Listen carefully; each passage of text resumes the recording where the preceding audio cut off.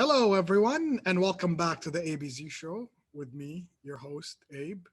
Today, I have an amazing guest, somebody I've been working with for years and years, Leen. Hi, Leen. How are you? Hey Abe, I'm good. How are you doing? I'm good. I'm good. It's always good to see you. So, Excited. Leen, tell me more about you and what you do. Sure. First of all, I'm really excited to be on your show, on your podcast. I'm currently a venture lead at Rainmaking Innovation. So we focus on corporate venture building. And prior to that, I was also the managing director at the Dubai Smart City program, Accelerator, one of the Startup Bootcamp programs. And prior to Rainmaking, I actually worked with Endeavor, a company that supports high impact entrepreneurs, where actually we first crossed paths because you have one of your company, you have one of the startups being part of Endeavor, well, scale ups now. Yep. And actually within Endeavor, I ended up working with one of the portfolio companies in flowers, Alissar Flowers. So I launched their e-commerce website in Dubai, Jordan, and Kuwait. So that was an interesting journey. That's a little bit about me. Well, it's very impressive. I know you've done the whole entrepreneurship thing in MENA, and that's something I think people like you and I are very a rare breed in MENA. In all fairness, but we want more of us to come out because that's what's going to help out this whole MENA. So, okay, tell me some of your like crazy learnings that you've had. I'm sure you've had some really funny stories when it comes to I know we've shared a couple of funny stories in the last 3 years we've worked together, but some of your early days, some of your oops moments, especially with startups. I'm sure you have quite a bit of interesting stories that you'd like to share. Sure. Honestly, when I first entered the world of entrepreneurship, I had this very specific definition in my head, and really entrepreneurship is everywhere, right? So initially with Endeavor, it was a lot of kind of high impact entrepreneurs. It was initially intimidating to meet all these CEOs that have made it, and then working with a lot of like kind of moving and working with early stage startups where you're kind of also getting your hands dirty. So I remember one of the funny stories with Alissar, actually, it was my first time wearing the entrepreneurial hat. And my first day on the job was actually Valentine's Day. So it was chaotic.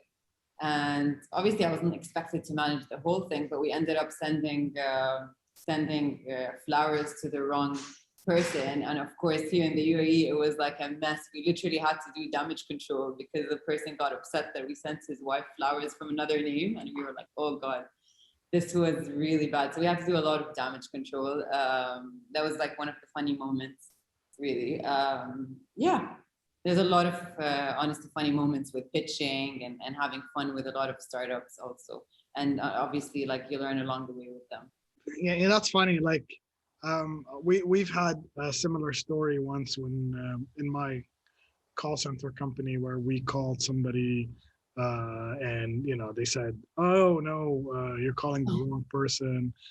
I think it was like for like a bank card or something, and I think the damage control aspect of that that day was pretty chaotic, and I think I think we ended up sending them flowers as well, saying, Really? "Listen, it was just like something that's super, like it's an honest mistake," and some people are forgiving, but I don't know if we ruined the family that day. Do you know what I'm saying? Like, Yeah.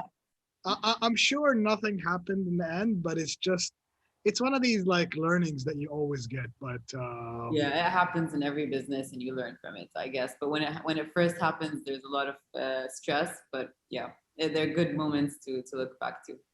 let's dig in deeper.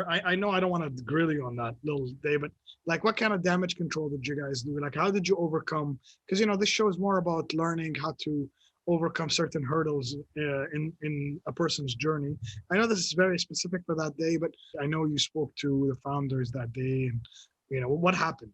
Look, honestly, these things you have to do on the spot, right? So in general, the lesson learned there was you have to take these experiences and share with the team and reflect, and so that you learn and you just doesn't just pass. So it was obviously a bit of a logistical mistake, and we ended up actually introducing a lot more structure when it comes to logistics and what goes where, customer service and all of that. Again, it was Valentine's, we had launched early on. So a lot came out of it, actually. It happens a lot in this industry, but specifically because it's a sensitive topic, right? So we introduced a lot more procedures and quality control in terms of logistics.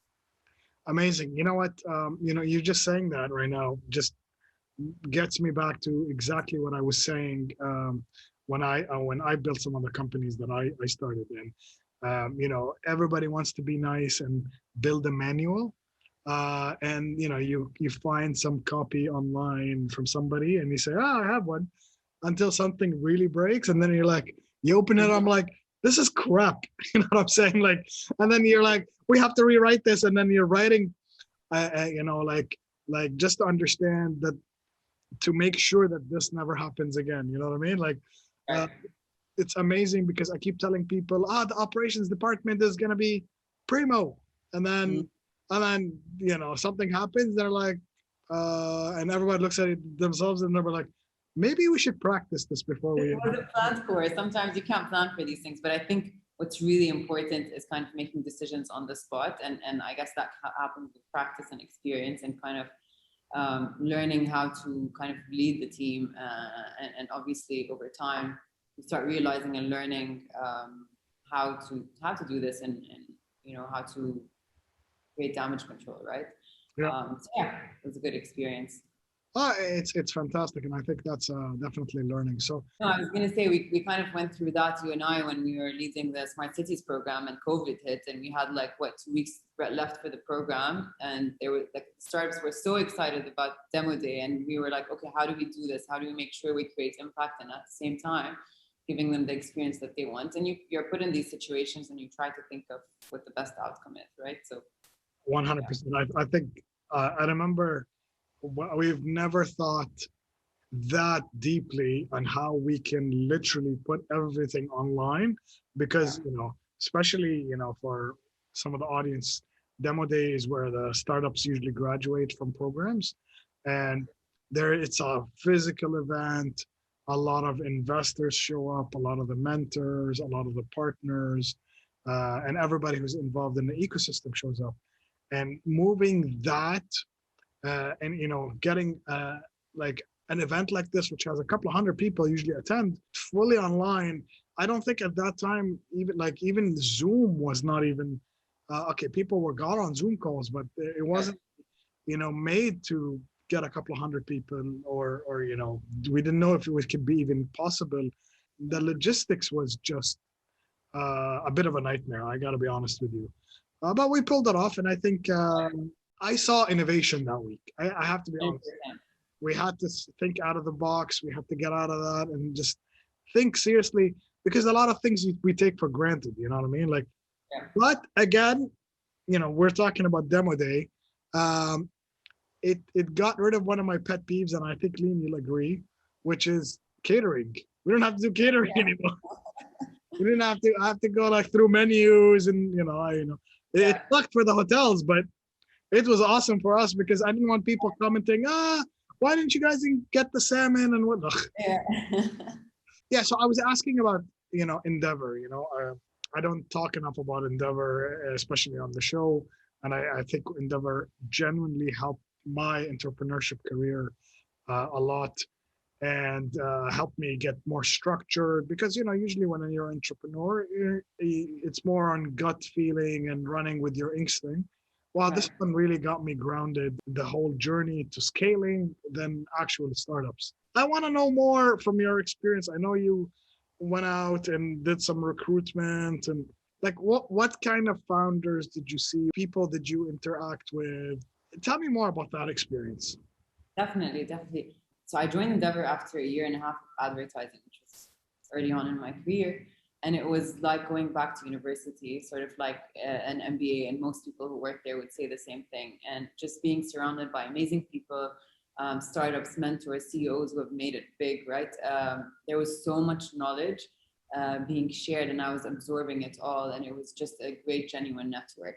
But as you said, the startups, it was such an interesting journey, because for startups to get into Endeavor, there was 9 months or 6 months of selection where you meet them, over and over, and then you introduce them to mentors and you really understand their stories. And the reason it's really unique is it's not a typical startup that is starting now a tech company. It's someone with, a lot of them were in more traditional businesses early on that just kind of needed that push to scale up and make it even bigger, like regionally or globally. And listening to their stories and how they start, and there are a lot of humble people where you would never have expected for them to reach where they are today, right? So and them wanting to learn more and go through this process. A lot of them at a later stage in their career was just eye-opening, and the feedback that you would receive from mentors to them and actually see it firsthand being done and see the impact was just very inspiring. And there's so many stories, right, from like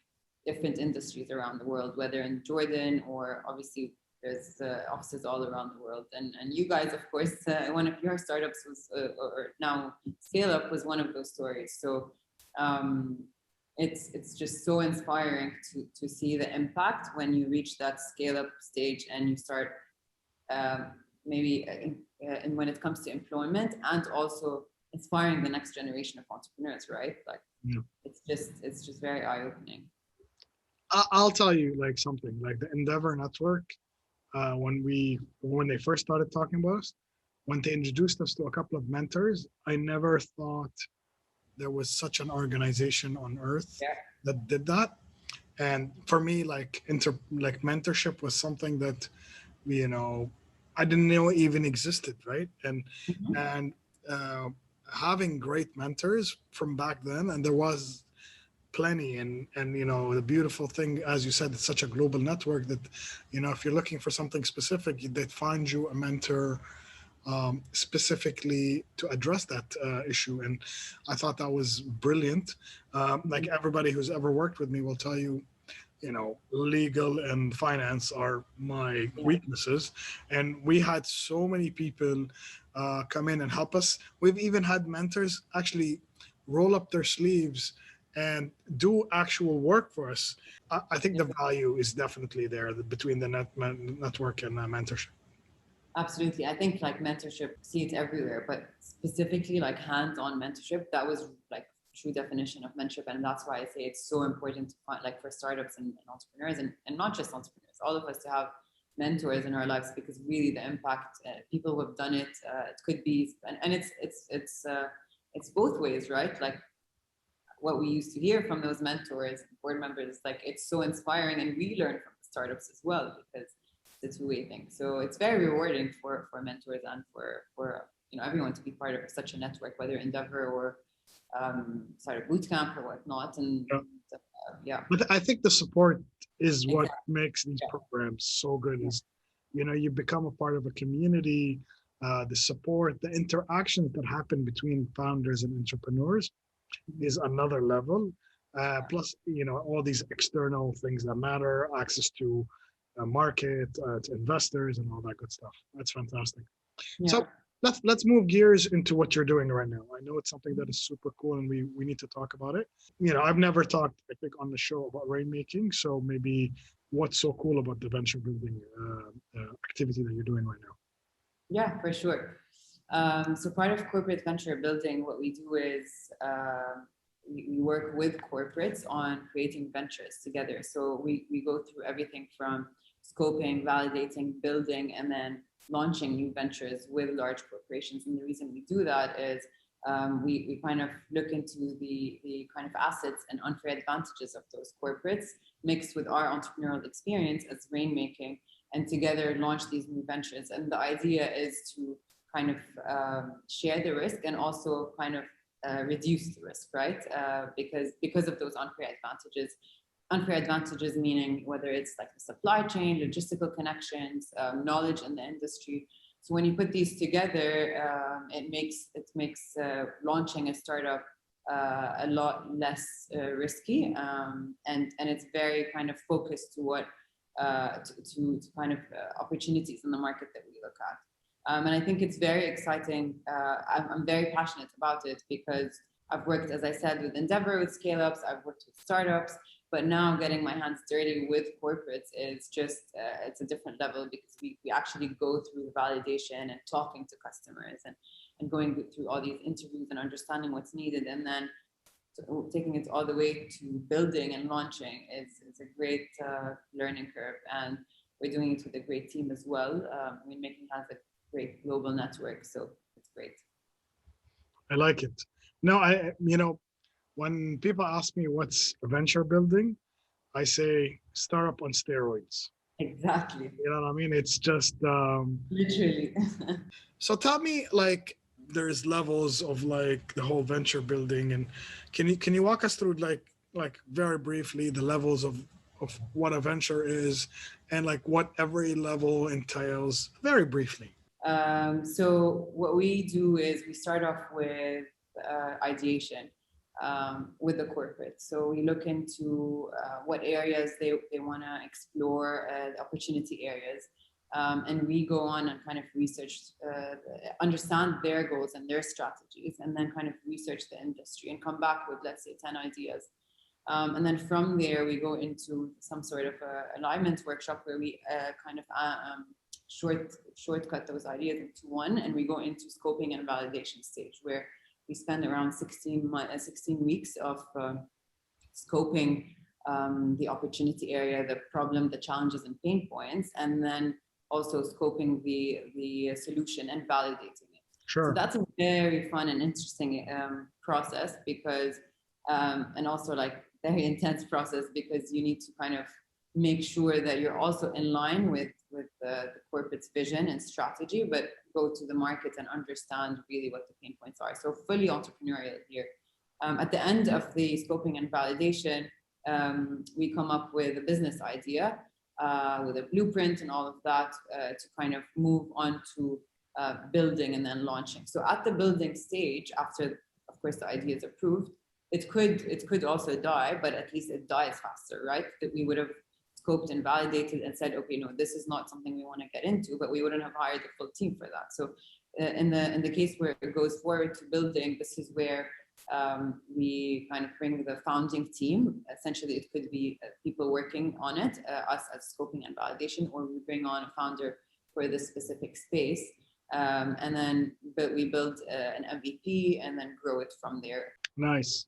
So coming back to you, where do you see yourself in a couple of years? I know it's a very HR question, but where do you see yourself in a couple of years?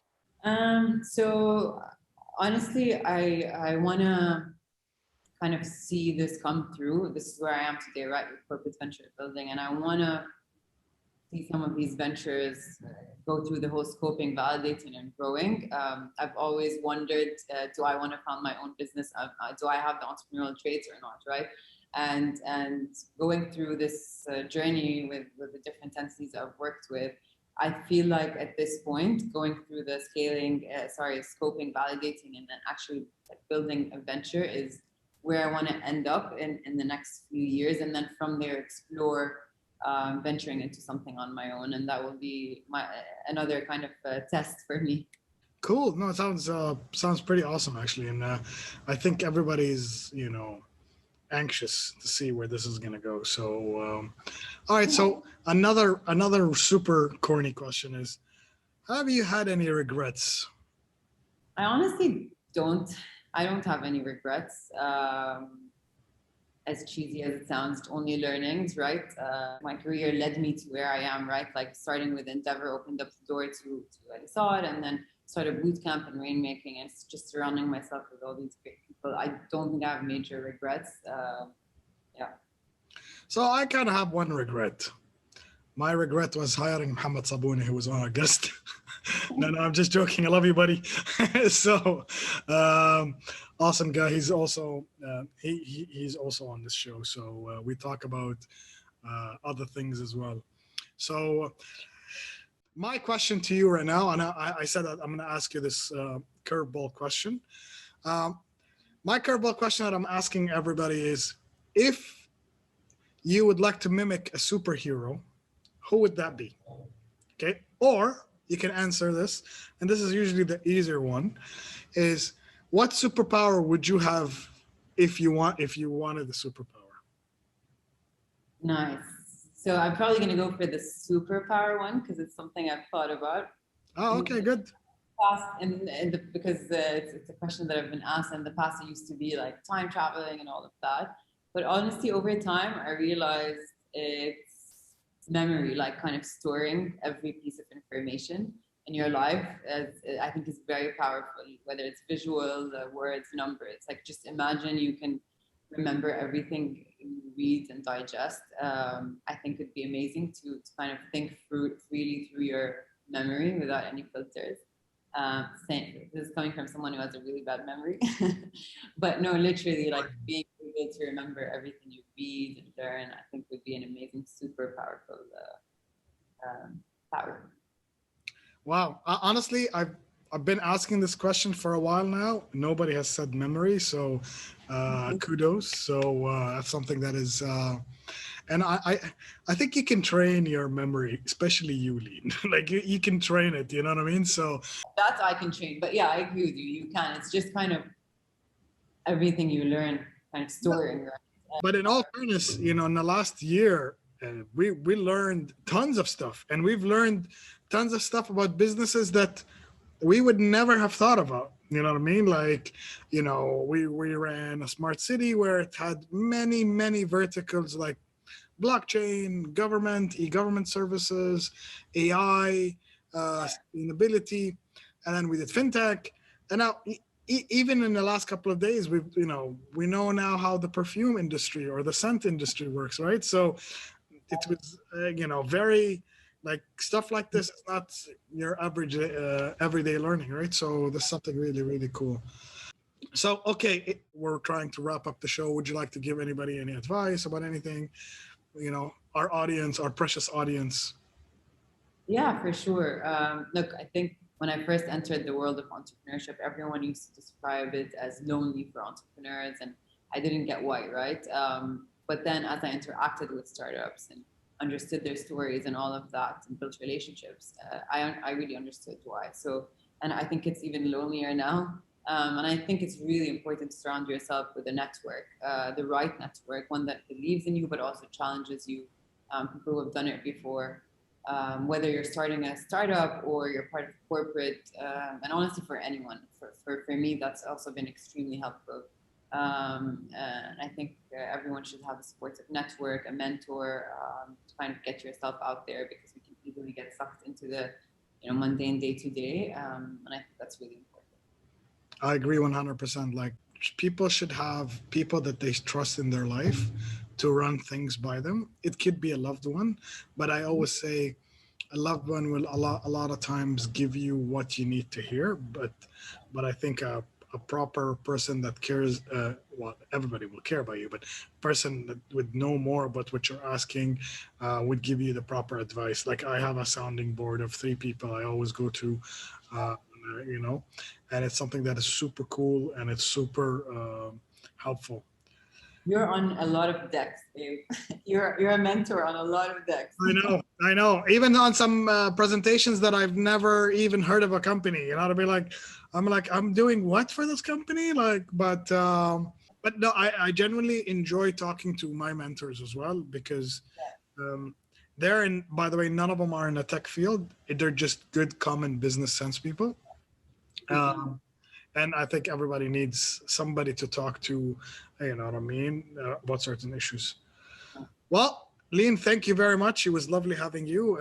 Awesome time. I hope you enjoyed your time. And until I see you next time, which is maybe tomorrow. But thank you, Abe. It was a pleasure. Really fun to be on the Abe Show. Thank you. And for you, the audience, stay tuned for the next episode. Thank you. Bye-bye.